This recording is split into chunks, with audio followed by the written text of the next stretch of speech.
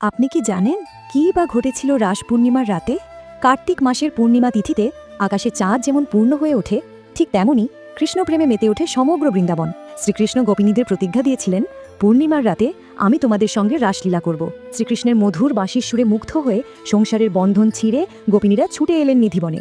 তারা এসেছিলেন কৃষ্ণপ্রেম উপভোগ করার জন্য। তাদের এই অটল ভক্তি দেখে কৃষ্ণ শুরু করলেন সেই মহামায়াময় রাসলীলা।